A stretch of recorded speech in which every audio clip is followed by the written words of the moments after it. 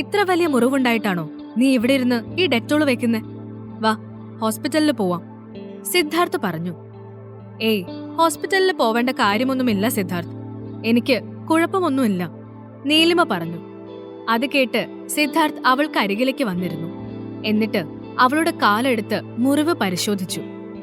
സിദ്ധാർത്ഥ് കാലിൽ അവന്റെ തണുത്ത കൈകൾ കൊണ്ട് തൊട്ടപ്പോൾ നീലിമയ്ക്ക് ശരീരം വിറയ്ക്കുന്നത് പോലെ തോന്നി. അവൾ സിദ്ധാർത്ഥിന്റെ മുഖത്തേക്ക് നോക്കി. നീലിമയുടെ കാലിലെ മുറിവ് കണ്ടപ്പോൾ അവന്റെ മുഖത്ത് വിഷമമുണ്ടായിരുന്നു. അല്ല, നീ ആയിട്ട് അങ്ങോട്ട് ചെന്ന് പണി മേടിക്കുന്ന പരിപാടി നിർത്താൻ പ്ലാനില്ലേ?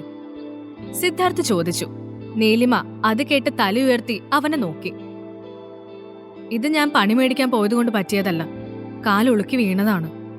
അതിപ്പോ പറ്റേണ്ടത് എവിടെ ഇരുന്നാലും പറ്റുമല്ലോ, നീലിമ തിരിച്ചു ചോദിച്ചു. തർക്കുത്തരത്തിന് മാത്രം കുറവൊന്നുമില്ല. കാല് നീട്ടിക്കെ, മരുന്ന് ഞാൻ വെച്ചുതരാം, സിദ്ധാർത്ഥ് നീലിമയെ നോക്കി പറഞ്ഞു. ഇയാൾക്ക് എന്നോട് ശരിക്കും സ്നേഹമാണോ അതോ ഇയാൾ ഇങ്ങനെയൊക്കെ അഭിനയിക്കുന്നതാണോ എന്തോ, നീലിമ മനസ്സിൽ ചോദിച്ചു.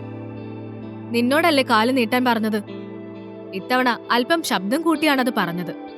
നീലിമ താൻ പോലും അറിയാതെ കാല് നീട്ടിക്കൊടുത്തുപോയി.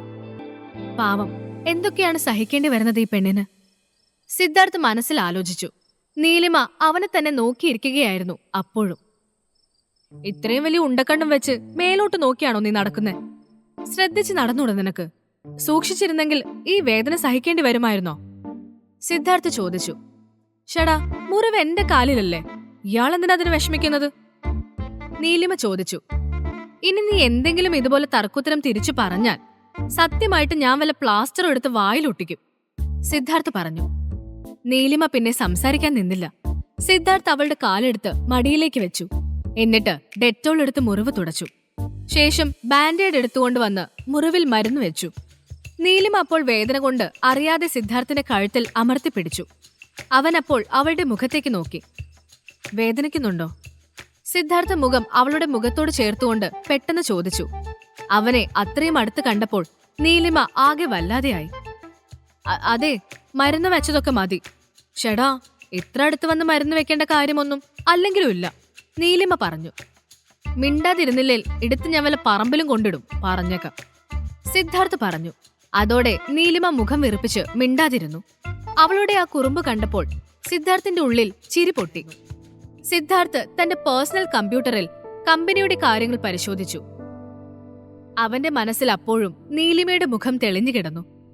അവളെ ഓർക്കാതിരിക്കാൻ തനിക്ക് സാധിക്കുന്നില്ല എന്ന് സിദ്ധാർത്ഥ് കൗതുകത്തോടെ ചിന്തിച്ചു. പിറ്റേന്ന് രാവിലെ നീലിമ ഓഫീസിൽ പോവാനായി റെഡിയായി. ആ സമയത്താണ് ഡയറക്ടർ ശിവശങ്കറിന്റെ പുതിയ വെബ് സീരീസ് വരുന്ന കാര്യം ഒഫീഷ്യലായി സോഷ്യൽ മീഡിയ വഴി അവൾ അറിയുന്നത്. ഭാഗ്യവശാൽ അയാൾ സൂര്യയുടെ പ്രണയം സീരിയലിലെ അതേ തരത്തിലുള്ള ഒരു നായകവേഷം വെച്ചുള്ള ഒരു വെബ് സീരീസ് ആയിരുന്നു പ്ലാൻ ചെയ്യുന്നത്. ഡയറക്ടർ ശിവശങ്കർ സൂര്യയുടെ ഫോട്ടോസ് തന്റെ സോഷ്യൽ മീഡിയ വഴി ഷെയർ ചെയ്യുകയും ചെയ്തു. ഫേസ്ബുക്ക് തുറന്നപ്പോൾ തന്നെ നീലിമ കാണുന്നത് ശിവശങ്കർ ഷെയർ ചെയ്ത ആ പോസ്റ്റാണ്. അവൾക്ക് ഒരുപാട് സന്തോഷം തോന്നി. അവൾ ഉടനെ സൂര്യയെ വിളിച്ചു. മാഡം പറയൂ, ഞാനിവിടെ മാർഷൽ ആർട്സ് ട്രെയിനിങ്ങിലാണ്, സൂര്യ കിതച്ചുകൊണ്ട് പറഞ്ഞു. അവൻ താൻ പറഞ്ഞ കാര്യങ്ങൾ അതേപടി ഫോളോ ചെയ്യുന്നതിൽ നീലിമയ്ക്ക് അഭിമാനം തോന്നി. സൂര്യ, നീ ഫേസ്ബുക്ക് നോക്കിയിരുന്നോ, നീലിമ ചോദിച്ചു. ഇല്ല മാഡം, എനിക്ക് സമയം കിട്ടിയില്ല. അവൻ പൊതുവെ സോഷ്യൽ മീഡിയകളിലൊന്നും അത്ര ആക്റ്റീവ് അല്ല. എന്തായാലും നീ ഫേസ്ബുക്ക് എടുത്ത് നോക്ക്, നീലിമ അത്രയും പറഞ്ഞിട്ട് ഫോൺ വെച്ചു. സൂര്യ ഉടനെ ഫേസ്ബുക്ക് തുറന്നു. അപ്പോൾ അവന് അവന്റെ കണ്ണുകളെ വിശ്വസിക്കാൻ കഴിഞ്ഞില്ല. തന്റെ ഫോട്ടോയിൽ ഒരുപാട് കമന്റുകൾ അവൻ കണ്ടു. അതിൽ ചിലത് അവൻ വായിച്ചു. സൂര്യ, നീ ഇനി ഉയരത്തിലേക്ക് പറക്കാൻ പോകുക, ഓൾ ദി ബെസ്റ്റ് മാൻ. അങ്ങനെ ഒരുപാട് പോസിറ്റീവ് കമന്റുകൾ അതിലുണ്ടായിരുന്നു. സാം അലക്സ് അവന്റെ മുറിയിൽ ഉറക്കം എണീറ്റതേ ഉണ്ടായിരുന്നുള്ളൂ. അയാൾ ഒരു കോഫിയും എടുത്ത് ബാൽക്കണിയിൽ വന്നിരുന്ന് ഫേസ്ബുക്ക് തുറന്നു. അപ്പോൾ സൂര്യയുടെ ഫോട്ടോയും ശിവശങ്കറിന്റെ പോസ്റ്റും കണ്ട് അമ്പരന്ന് പോയി. സൂര്യ തന്നെയല്ലേ ഇത്? ഇവനെ ശിവശങ്കർ വെബ് സീരീസിൽ കാസ്റ്റ് ചെയ്തെന്നോ? സാം അലക്സ് അത്ഭുതത്തോടെ സ്വയം ചോദിച്ചു. അയാളുടെ മനസ്സിൽ അപ്പോൾ നീലിമയുടെ മുഖം തെളിഞ്ഞു വന്നു. ഉറപ്പായും ആ പെണ്ണ് തന്നെയാവും ഇതിന്റെ പിന്നിൽ. ഇവനെ വലിയ നടനാക്കാൻ നടക്കുമല്ലേ ആ ശവം. സാം അലക്സ് ദേഷ്യത്തോടെ കയ്യിലിരുന്ന കപ്പ് മേശമേൽ വെച്ചുകൊണ്ട് പറഞ്ഞു. വാട്ട്? ധ്യാൻ അമ്പരപ്പോട് ചോദിച്ചു. അതെ, ഫേസ്ബുക്കിൽ അയാൾ പോസ്റ്റ് ചെയ്തിട്ടുണ്ട്. അവന്റെ ഫോട്ടോയും ക്യാപ്ഷൻ നോക്ക്, സാം അലക്സ് പറഞ്ഞു. ധ്യാൻ ഫോൺ എടുത്ത് സാം അലക്സ് പറഞ്ഞ പോസ്റ്റും അതിലെ ക്യാപ്ഷനും ജനങ്ങളുടെ കമന്റും എല്ലാം വായിച്ചു നോക്കി. അവന്റെ ഉള്ളിൽ അസൂയ നുരഞ്ഞു പൊങ്ങി. സാം, ഇത് സമ്മതിച്ചു കൊടുക്കരുത്. അവനും അവളും ആളാവാൻ നോക്കുക. ശിവശങ്കർ ഇവനെ വച്ചൊരു പടം ചെയ്ത അവന്റെ ഭാവി തന്നെ മാറും. അത് സമ്മതിച്ചു കൊടുക്കരുത് നീ, ധ്യാൻ പറഞ്ഞു. അത് കേട്ട് സാം അലക്സ് ധ്യാനിന്റെ കൈ പിടിച്ചു. എന്നിട്ട് പറഞ്ഞു, ഏയ്, ഞാനത് സമ്മതിച്ചു കൊടുക്കുമെന്ന് നിനക്ക് തോന്നുന്നുണ്ടോ? സാം അലക്സ് ചോദിച്ചു.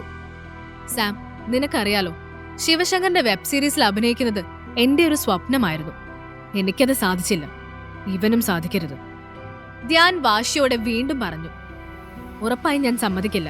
ഇവന്റെ ഹിസ്റ്ററി ഒന്നും അറിയാതെ, ഇത്രയും നാൾ വെറുതെ ഇരുന്ന കാര്യമൊന്നും ചിന്തിക്കാതെ ആവും ശിവശങ്കർ ഇവനെ കാസ്റ്റ് ചെയ്തത്. അത് നമുക്ക് മുടക്കാവുന്നതേ ഉള്ളൂ. ധ്യാൻ അയാളുടെ അരികിലിരുന്ന് സൂര്യയെക്കുറിച്ച് ആലോചിച്ചു.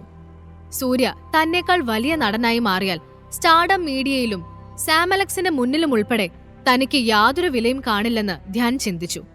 ഏതു വിധേയനെയും സൂര്യയുടെ കരിയർ തകർക്കണമെന്നവൻ മനസ്സിൽ കണക്ക് കൂട്ടി.